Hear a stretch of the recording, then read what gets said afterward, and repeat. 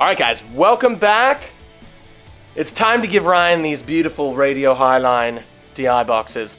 All right, so despite having amplifiers like this all over the studio, we're not really using those anymore, are we, Ryan? Nope. We've got these beautiful little amp sims. They are so beautiful to take on tour. They're small and they sound great, but I think one of the challenges is getting it to the mixing console, and that is where these guys really come into play.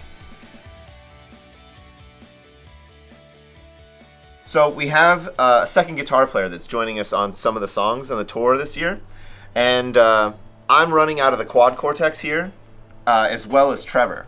So in the nano cortex for the second guitar player, we have just these two balanced outs that are going to be going into the stereo highline isolator, and coming out the stereo outputs, but we can also sum these together and send them through just one of the outputs if we don't have enough channels in the mixing console to support two stereo guitar signals.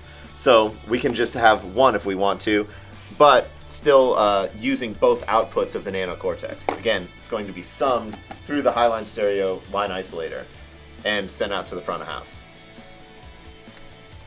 And through the quad cortex will be my stereo guitar sound and Trevor's bass guitar signal, which is going to go into the mono Highline line isolator and sent to the front of house through the XLR.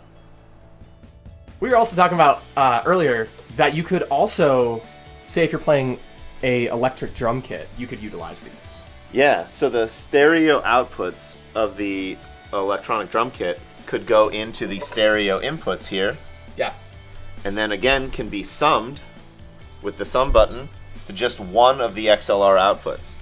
So you could actually run your electronic drums in a non-stereo configuration, but still getting that full signal and run it through the PA. So in our studio here, we have a 50-foot long cable that goes up into the roof and then down over there. Again, long cables. So that we don't have to run the cable across the floor Yeah. to get the electronic drums over to that PA system. Yeah. Yeah, we don't like tripping hazards, do we? So, yeah, let's show you kind of where we come out of that. I'm just going to kind of back into this guy, and yep, we'll go right out of those. Well, I think there's nothing else better to do than get practice going. Let's put them to the test. Yeah. All right. Run one. Let's run one.